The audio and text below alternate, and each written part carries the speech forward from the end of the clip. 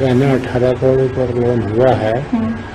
इसमें जो है 9 करोड़ रुपये रीता तिवारी को दिया हुआ है, 2 करोड़ रुपये सविता शुक्ला ली है, 2 करोड़ रुपये कांति उपाध्याय, 1 करोड़ रुपये शायद मुख्यमंत्री रमन सिंह को दिए हैं, 1 करोड़ रुपये रामविचार नेताम जो हैं उनको दिया हुआ है। वो गृह मंत्री, सहकारिता मंत्री और खेसले उनको दिया हुआ है। 1 करोड़ रुपये लोकल जो ब्रिजमोहन अग्रवाल जो वहाँ के वो हैं MLA है कहने चाहिए, उनको दिए 1 करोड़ रुपये रामविचार नेताम को दिया हुआ है और 1 करोड़ रुपये अमर अग्रवाल वित्त विभाग में थे, फाइनेंस मिनिस्टर थे, उनको दिए 1 करोड़ रुपये DGP OP राठौर को दिया हुआ और 19 करोड़ रुपये का लगभग इतना हो जाता है। खुद मुख्यमंत्री के पास जाके बात किया था क्या? तिवारी मैडम ने कहा था कि बैग है इसमें 1 करोड़ रुपये है, हाँ। उसको पहुंचा दो उसको, हाँ। मैंने पहुंचा दिया था। किसको पहुंचाया? मुख्यमंत्री को दिया था। जाके उसको दिया था क्या? जी उसको PA को दिया? नहीं, उनके सदर डायरेक्टर रमन सिंह को दिया था। उसका घर गए थे या ऑफिस में दिया था? नहीं, उनका ऑफिस एक ही है उनका, हाँ। मैं हाँ दिया था।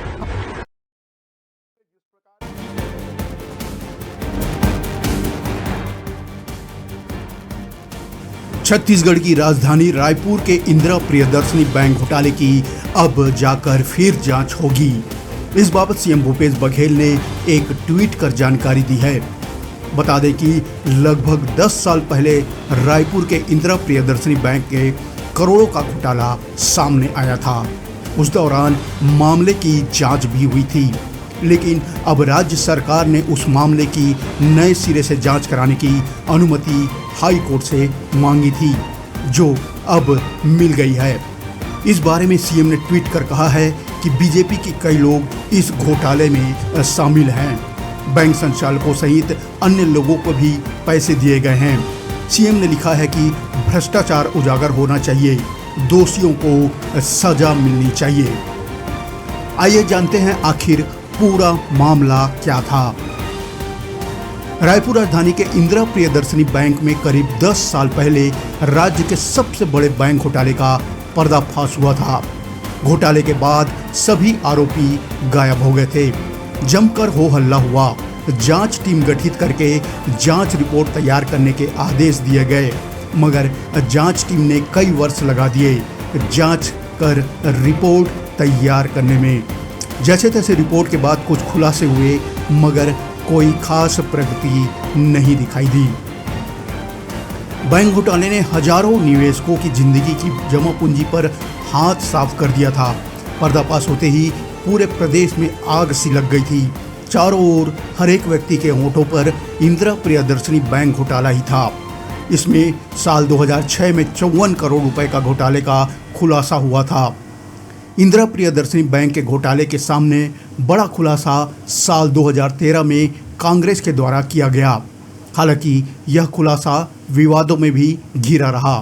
बैंक गबन के मामले में राज्य के मुख्यमंत्री व 4 कैबिनेट मंत्री पर करोड़ों रुपए लेने का आरोप कांग्रेस ने लगाया था। उस समय के तत्कालीन प्रदेश कांग्रेस अध्यक्ष भूपेश बघेल ने साल 2013 में बैंक के तत्कालिक मैनेजर के नार्को टेस्ट की CD को सार्वजनिक किया था। CD में मैनेजर ने मुख्यमंत्री डॉक्टर रमन सिंह, तत्कालीन वित्त मंत्री अमर अग्रवाल, लोक निर्माण मंत्री बृजमोहन अग्रवाल, आवास एवं पर्यावरण मंत्री राजेश मूणत और सहकारिता मंत्री रामविचार नेताम को 1-1 करोड़ रुपए बांटने का दावा किया गया था। इस खुलासे के बाद भूपेश बघेल ने मुख्यमंत्री सहित पूरे मंत्री परिषद को नैतिक जिम्मेदारी लेते हुए इस्तीफे देने की मांग की थी। हालांकि हुआ ऐसा कुछ भी नहीं था। दूसरी ओर उस समय सरकार के प्रवक्ता बृजमोहन अग्रवाल ने कहा था कि इस CD को न्यायालय में सबूत के तौर पर पेश ही नहीं किया गया है, क्योंकि जांच के दौरान बयानों में विरोधाभास मिला था। जबकि कांग्रेस नेता ने पत्र वार्ता में बताया था कि मैनेजर उमेश सिन्हा की सीडी देखने पर साफ था कि उसने बैंक के चेयरमैन रीता तिवारी के आदेश पर मुख्यमंत्री सहित 4 कैबिनेट मंत्रियों को 1-1 करोड़ रुपए बांटे थे। यही नहीं, दिवंगत डीजीपी ओपी राठौर को भी 1 करोड़ रुपए देने की बात कही गई थी। मैनेजर ने खुद 1 रुपए भी नहीं लिया था। मामला खुलने के बाद चेयरमैन रीता तिवारी आनन फानन में विदेश निकल गई थी। आखिर क्या था इंदिरा प्रियदर्शनी बैंक? सदर बाजार स्थित सहकारी बैंक में आम और खास लोगों की दिलचस्पी सिर्फ इसलिए थी कि यहां अन्य बैंकों के मुकाबले ब्याज की दर अधिक थी। लिहाजा लोग यहां अपनी गाढ़ी कमाई की रकम जमा करवाते थे। रायपुर शहर के इंदिरा प्रियदर्शनी महिला नागरिक सहकारी बैंक को महिलाओं के लिए खास तौर पर बनाए गए। इस बैंक के संचालक मंडल में केवल महिलाएं थी। बैंक में केवल महिलाओं को ही ऋण देने की व्यवस्था भी थी। समाज के कमजोर वर्ग की महिलाओं को बेहद कम ब्याज दर पर कर्ज देकर उन्हें आर्थिक तौर पर स्वावलंबी बनाने के उद्देश्य से भारत सरकार ने महिला बैंक शुरू करने की पहल की थी। पहले गुवाहाटी, कोलकाता, चेन्नई, मुंबई, अहमदाबाद, बेंगलोर और लखनऊ में महिला बैंक की शाखाएं खोली गई है। बैंक का मकसद काम और सेवा में महिलाओं को प्राथमिकता देना है, लेकिन रायपुर के लोग इंदिरा प्रियदर्शनी बैंक के अनुभव की वजह से कड़वड़ाहट से भी भरे हुए हैं।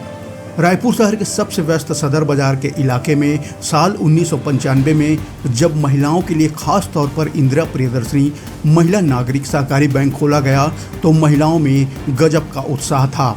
सब कुछ ठीक ठाक ही चल रहा था, लेकिन बाद में बैंक के कुछ अधिकारियों और संचालक मंडल के घोटाले सामने आने लगे और 2 अगस्त 2006 को बैंक बंद हो गया। शहर में मौजूद बैंक की 2 शाखाएं भी बंद हो गई। इस बैंक की पूंजी में सेंध लगाने का काम संचालक मंडल के सदस्यों और प्रबंधन ने 54 करोड़ रुपए से अधिक की रकम का घालमेल किया। फिर उन्होंने एक दिन अचानक बैंक बंद करने की घोषणा कर दी। बैंक में गड़बड़ी की जानकारी सबसे पहले 3 अक्टूबर 2007 को उस समय सामने आई जब इसका ऑडिट किया गया। 2007 में दर्ज हुई थी पहली रिपोर्ट। मामले की रिपोर्ट सिटी कोतवाली थाने में 9 जनवरी 2007 को दर्ज कराई गई। धारा 409, 420, 467, 468, 201 और 120 के तहत जुर्म पंजीबद्ध किया गया, लेकिन गबन की राशि बरामद नहीं हो पाई थी, जिसके कारण खातेदारों के जमा रुपए वापस करने की व्यवस्था बैंक के सामने थी। डिपॉजिट इंश्योरेंस और क्रेडिट गारंटी कॉरपोरेशन मुंबई से 13 करोड़ रुपए प्राप्त कर 1 लाख की सीमा तक के छोटे खातेदारों की रकम वापस भी की गई थी, किंतु DICGC से प्राप्त रकम उसे वापस करना भी एक अनिवार्य शर्त थी तथा खातेदारों की शेष राशि भी वापस करना था, जो अभियुक्तों से वसूल किए बिना संभव नहीं था। इस मामले में CBI जांच की मांग भी की गई थी। 2003 से 2006 तक हुआ गबन। तत्कालीन कांग्रेस अध्यक्ष भूपेश बघेल ने बताया था कि गबन वर्ष 2003 से 2006 तक लगातार किया गया। इस दौरान बैंक में 25,416 खातेदारों की जमा राशि यानी 54 करोड़ 38,45,000 रुपए का गबन किया गया। फलस्वरूप 2006 को बैंक का बैंकिंग कारोबार बंद हो गया और रिजर्व बैंक ऑफ इंडिया ने बैंक का लाइसेंस भी निरस्त कर दिया। यह गबन बैंक के निदेशक मंडल एवं कर्मचारियों ने षड्यंत्र रचकर किया। इसके तहत फॉल्स FDR, DD और पे ऑर्डर जारी किए गए थे। अलग अलग बैंकों में जमा राशि भी निकाली गई थी, जिसे बैंक की लेखा पुस्तकों में दर्ज नहीं किया गया था। इस दौरान फर्जी दस्तावेजों के आधार पर एक ही व्यक्ति को कई लोन भी बांटे गए थे। इंदिरा प्रियदर्शनी बैंक छत्तीसगढ़ का सहकारी क्षेत्र का सबसे बड़ा और भरोसेमंद बैंक था। राज्य भर में इसके 30,000 से ज़्यादा ग्राहक थे। खास बात यह है कि इस बैंक के संचालक मंडल में कांग्रेस के नेताओं की पत्नियां और महिला नेता शामिल थी। ये तमाम महिलाएं ही बैंक का संचालन करती थी। 2007 में 40 करोड़ रुपए घोटाला उजागर होने पर यह बैंक डूब गया। प्रारंभिक जांच पर पता चला कि बैंक के मैनेजर समेत संचालक मंडल ने करोड़ों रुपए का गबन किया है और फर्जी ऋण बांटकर आम ग्राहकों की रकम डकार ली। पुलिस ने धोखाधड़ी और अमानत में खयानात का मामला दर्ज कर इस घोटाले के लिए सभी आरोपियों के खिलाफ अदालत में चालान पेश किया था। प्रकरण दर्ज होने और शासन पर एक साथ 40,000 के करीब खातेदारों के बढ़ते दबाव के बाद सितंबर 2008 में श्रीमती पाठक, श्रीमती पगारिया सहित कुछ 19 लोगों के खिलाफ गिरफ्तारी वारंट जारी किया गया था, जिसमें से संचालक मंडल की सदस्य सविता शुक्ला, जो पिछले 2.5 साल से फरारी काट रही थी, उसे छोटापारा स्थित निवास से गिरफ्तार कर कोर्ट में पेश किया गया। इसके अलावा इस प्रकरण में सरोजिनी शर्मा, कुसुम चौके और अरुणा निगम की गिरफ्तारी शेष रही थी। पुलिस ने बताया था कि इन सभी के खिलाफ धारा 420, 468, 120B के तहत अपराध कायम किया गया है। बताया जा रहा है कि इंदिरा प्रियदर्शनी बैंक घोटाले में संचालक मंडल की मुख्य पदाधिकारी रीता तिवारी की गिरफ्तारी बीते साल की गई थी और कुछ समय तक जेल में रहने के बाद उन्हें जमानत पर रिहा कर दिया गया था। कांग्रेस ने उस समय भाजपा सरकार पर आरोप लगाया था कि नार्को टेस्ट की सीडी की वजह से नंद कुमार और उनके बेटे दिनेश पटेल की हत्या करवा दी गई थी। कांग्रेस मीडिया विभाग के मुताबिक नक्सली हमले में मारे गए कांग्रेस के पूर्व अध्यक्ष नंद कुमार पटेल के पुत्र स्वर्गीय दिनेश पटेल की ओर से 23 मई को उन्हें एक SMS भेजा गया था कि 15 जून को बड़ा खुलासा होगा, लेकिन 25 मई को झीरम घाटी में नक्सली हमले में उनकी दर्दनाक मौत हो गई थी। साल 2003 से 1 अगस्त 2006 तक इंदिरा सहकारी बैंक के लगभग 25,000 खातेदारों की लगभग 54 करोड़ रुपए की राशि गबन कर लिया गया था। इसके फलस्वरूप 2 अगस्त को बैंक का बैंकिंग कारोबार बंद हो गया। इंदिरा प्रियदर्शनी बैंक घोटाले से संबंधित नार्को टेस्ट की सीडी को झीरम घाटी में शहीद कांग्रेस के वरिष्ठ नेताओं से जोड़ना दुर्भाग्यजनक है। यह बातें जुलाई 2013 में राज्य सरकार के तत्कालीन प्रवक्ता बृजमोहन अग्रवाल ने कही थी। उन्होंने कहा था कि झीरम घाटी में इतनी बड़ी घटना हुई, उसमें शहीद लोगों को श्रद्धांजलि देने के बजाय सीडी को दिवंगत नेता नंद कुमार पटेल के बेटे दिनेश पटेल के SMS से जोड़ना उचित नहीं है। सीडी की सच्चाई पर सवाल खड़ा किया गया और कहा गया कि कांग्रेस की पुरानी आदत है कि वह असत्य बातों को सीडी के माध्यम से लाकर सत्य बताने का प्रयास करती है। जो वर्षों पुरानी सीडी के सनसनीखेज खुलासे की तरफ पेश किया गया, नार्को टेस्ट के नाम पर पेश की गई सीडी फर्जी है। यह बात कांग्रेस के वरिष्ठ नेता जानते हैं। यही वजह है कि उनकी पत्रवार्ता में कोई बड़ा लीडर नहीं था। सीडी 2007 में बनी है, सीडी में सच्चाई है, तो कांग्रेस ने पिछले चुनाव में इसे मुद्दा क्यों नहीं बनाया।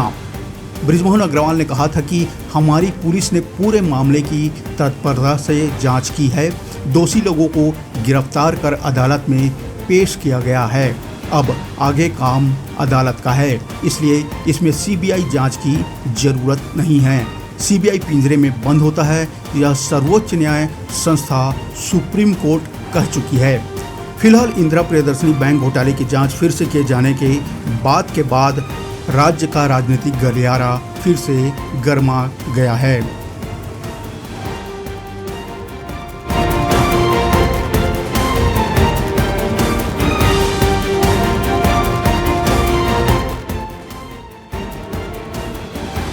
कहना 18 करोड़ पर लोन हुआ है। इसमें जो है 9 करोड़ रुपये रीता तिवारी को दिया हुआ है, 2 करोड़ रुपये सविता शुक्ला ली है, 2 करोड़ रुपये कांति उपाध्याय, 1 करोड़ रुपये शायद मुख्यमंत्री रमन सिंह को दिए हैं, 1 करोड़ रुपये रामविचार नेताम जो हैं उनको दिया हुआ है। वो गृह मंत्री, सहकारिता मंत्री और फैसले उनको दिया हुआ है। 1 करोड़ रुपये लोकल जो बृजमोहन अग्रवाल जो वहाँ के वो हैं MLA है कहने चाहिए, उनको दिए 1 करोड़ रुपये रामविचार नेताम को दिया हुआ है और 1 करोड़ रुपये अमर अग्रवाल वित्त विभाग में थे, वित्त फाइनेंस मिनिस्टर थे, उनका जो 1 करोड़ रुपये डीजीपी और राठौर को दिया हुआ। और 19 करोड़ रुपये का लगभग इतना हो जाता है। इसने खुद मुख्यमंत्री के पास जाके बात किया था क्या? तिवारी मैडम ने कहा था कि बैग है इसमें 1 करोड़ रुपये है, हाँ उसको पहुंचा दो उसको। हाँ। मैंने पहुंचा दिया था। किसको पहुंचाया? मुख्यमंत्री का मुख्यमंत्री को दिया था। जाके उसको दिया था क्या? जी उसको पीए को दिया? नहीं, उनके सदर डायरेक्टर रमन सिंह को दिया था। उसको दे गए थे या ऑफिस में दिया था? नहीं, उनका ऑफिस एक ही है उनका। हाँ मैं हाथ दिया था।